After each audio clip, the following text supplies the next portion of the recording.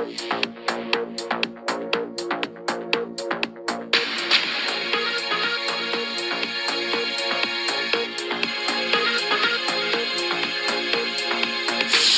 ጤና ይስጥልን ክቡራን የዩቲዩብ ቤተሰቦች፣ የሰዓቱን አጫጭር መረጃዎች እየቀርብ ያለው እስከ ፍጻሜው አብራችሁን ቆዩ።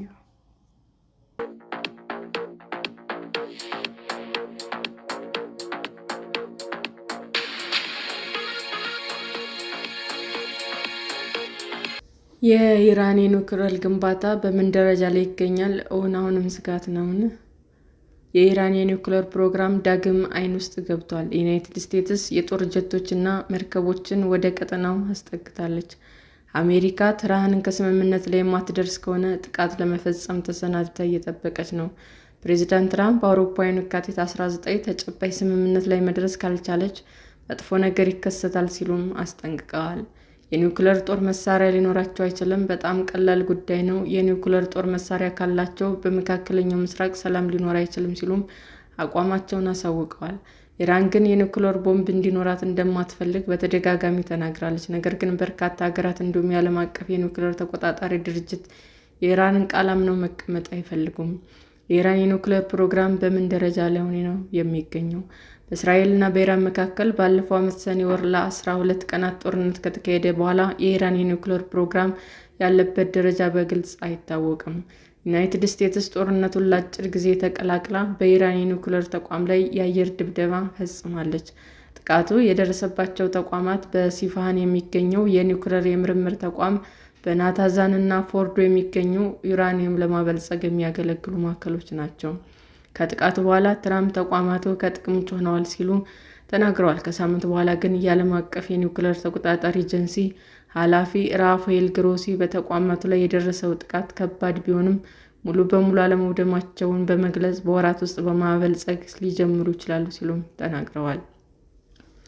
የዓለም አቀፍ የኒውክሌር ተቆጣጣሪ ኤጀንሲ እስራኤል ባለፈው ዓመት ሰኔ 13 ጥቃት ስትፈጽም ኢራን 440 ኪሎ ግራም የበለጸገና ጥራት ደረጃው 60 በመቶ የሆነ ዩራኒየም ክምችት ነበራት ብሏል።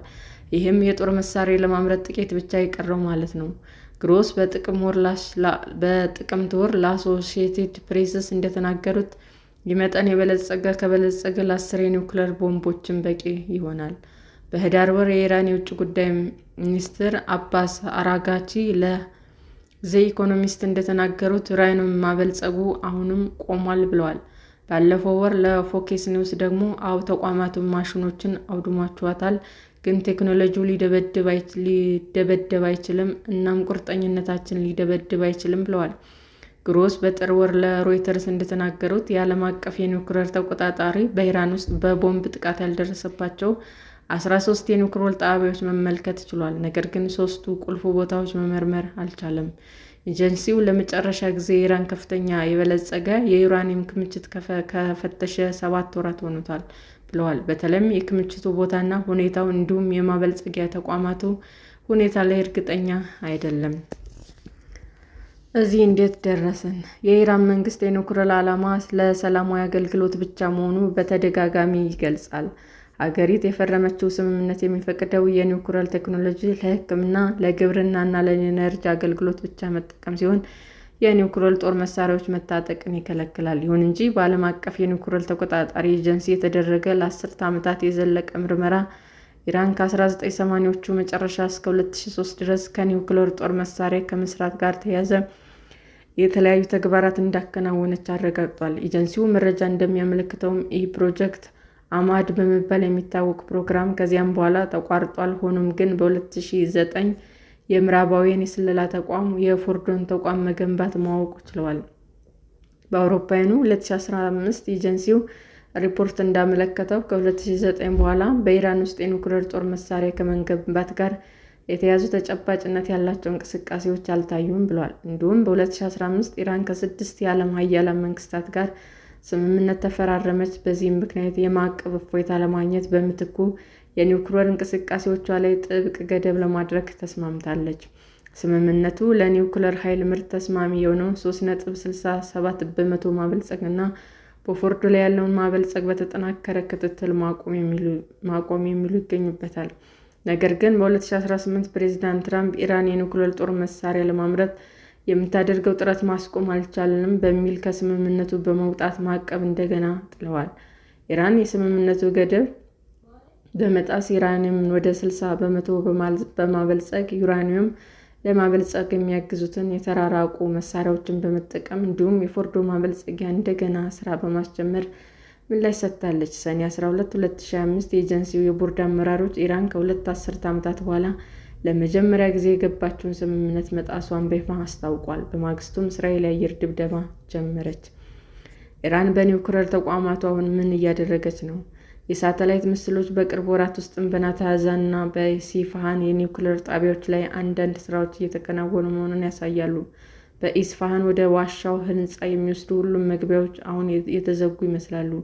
ምስሎችን የተመለከተው መቀመጫው አሜሪካ ያደረገው የሳይንስና ዓለም አቀፍ ደህንነት ተቋም አዲስ ጣሪ ተገንብቷል ሲልም ገልጿል። ምስሎቹ በናታንዝ በሚገኘው ተቋም ላይ ጣሪያ መገንባቱን ያሳያሉ። በአይኤስኤስአይ ለመጀመሪያ ጊዜ የተተነተኑት የቅርብ ጊዜ የሳተላይት ምስሎች ኢራን የኮሎንጋ ጋዝ ላይ ተራራ የተባለ የመሬት ውስጥ የሚገኝ ተቋም እያጠናከረች መሆኑንም ያሳያሉ። በተጨማሪም ፒካአይ ኪስተራ በመባል የሚታወቀው ቦታ በእስራኤል ወይም በአሜሪካ አየር ኃይል ጥቃት አልደረሰበትም። ይህም ተቋም ከናታንዝ የኒውክሌር ተቋም በስተደቡብ 2 ኪሎ ሜትር ርቀት ላይ ይገኛል። ኢራን የኒውክሌር ጦር መሳሪያ ለመገንባት ምን ያህል ጊዜ ይፈጅባታል? የጦር መሳሪያ ለማምረት የሚያስችል የበለጸገ ዩራኒየም ማምረት የኒውክሌር ጦር መሳሪያ ከመገንባት ጋር ተመሳሳይ አይደለም። ይህንን ለማድረግ ተጨማሪ የቴክኒክ እርምጃዎች ይፈልጋሉ። ባለፈው ዓመት ግንቦት ወር ላይ የአሜሪካ መከላከያ መረጃ ኤጀንሲ ያደረገው ግምገማ እንዳመለከተው የእስራኤልና የአሜሪካ ጥቃቶች ከመፈጸማቸው በፊት ኢራን በወቅቱ ምናልባትም ከአንድ ሳምንት ባነሰ ጊዜ ውስጥ የመጀመሪያውን የኒውክሌር መሳሪያ ለማምረት የሚያስችላት በቂ የጥራት ደረጃ ያለው ዩራኒየም ማምረት ትችላለች። ይሁን እንጂ ኢራን የበለጸገውን ዩራኒየም የጦር መሳሪያ የማምረት አቅም ለመፍጠር እየሞከረች ነው በሚል የሚቀርቡ ግምገማዎች ይለያያሉ። የዲአይኤ ግምገማ ኢራን የኒውክሌር ጦር መሳሪያዎችን እያመረተች እንዳልሆነ ጥርጥር የለውም፣ ነገር ግን ኢራን በቅርቡ ዓመታት ውስጥ ከፈለገች ለማምረት የሚያስችሏት ተግባራትን አከናውናለች። ይሁን እንጂ የእስራኤል ጦር ሰኔ ወር ላይ የኢራን መንግስት ለኒውክሌር ቦምብ የሚሆኑ የጦር መሳሪያዎች ለማምረት የሚያደርገው ጥረት የሚያሳዩ ተጨባጭ እርምጃዎች ማድረጉን የሚያሳይ መረጃ መሰብሰቡን አስታውቋል። ኢራን እስከ 2003 ድረስ የጦር መሳሪያ ዲዛይን ላይ የተወሰነ አቅም አዳብራ ነበር ይላሉ ገለልተኛ የጦር መሳሪያ ቁጥጥር ባለሙያ የሆኑት ዶክተር ፓትሪሺያ ሊውዝ። ይሁን እንጂ የ2015ቱ የኒውክሌር ስምምነት ከፈረሰና አዲስ ስምምነት ለማድረግ የተደረጉ ውይይቶች ያለ ውጤት ካበቁ በኋላ ኢራን የጦር መሳሪያ መስራት አቁማ እንደገና ለማዳበር እንደወሰነች ተናግራለች ብለዋል። ሮስ የካቲት 15 የፈረንሳይ የቴሌቪዥን ጣቢያ ኢኤፍኤ1 ኤጀንሲው ኢራን የጦር መሳሪያ ለማምረት እየሞከረች መሆኑን ምልክቶች አይቶ እንደሆነ ሲጠይቃቸው አላየም ብለዋል። በአሜሪካም ሆነ በኢራን በኩል ስምምነት ላይ ለመድረስ ፈቃደኛ መሆናቸው ማየታቸውን አክለው ገልጸዋል። የኢራን የኒውክሌር ጦር መሳሪያ ለምን አሳሳቢ ሆነ? የምዕራባዊ መሪዎች ኢራን የኒውክሌር ጦር መሳሪያ እንድትታጠቅ መፍቀድ የለባትም የሚለውን እምነታቸውን ለረጅም ጊዜ ሲገልጹ ቆይተዋል። ትራምፕ በግንቦት 2015 አንድ የኒውክሌር መሳሪያ ከታጠቀች ዓለም ትጠፋለች ብለዋል። በ2024 የምርጫ ዘመቻ ወቅት የኢራን የኒውክሌር ባለቤትነት ከተረጋገጠ ሙሉ በሙሉ የተለየ ዓለም ሙሉ በሙሉ የተለየ ድርድር ማለት እንደሆነም እስራኤል ትጠፋለች ብለዋል። ዩናይትድ ኪንግደም ጠቅላይ ሚኒስትር ሰር ኬር ስታርመር ኒውክሌር የታጠቀች ኢራን በአካባቢው መረጋጋት ላይ ትልቁ ስጋት ትሆናለች ሲሉም ገልጸዋል።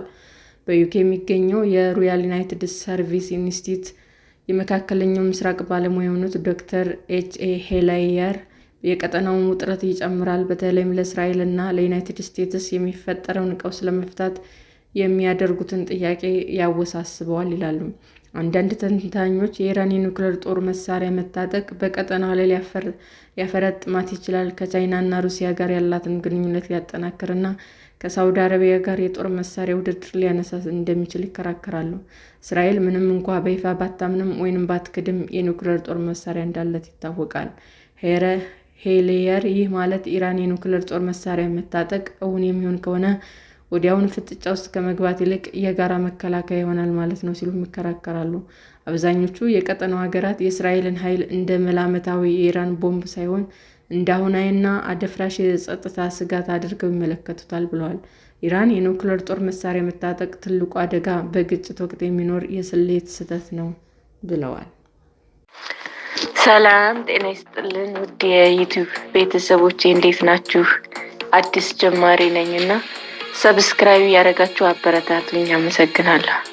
የዩቲዩብ አድማጮቻችን ለሰዓቱ ያቀረብኩላችሁ አጫጭር መረጃዎች ይህንን ይመስል ነበር። በሌላ መረጃ እስክንገናኝ ሼር፣ ላይክ፣ ሰብስክራይብ እንዲሁም ቢቀርብልን የምትሉት መረጃ ካለ ኮመንት እያደረጋችሁ ቸር ቆዩን።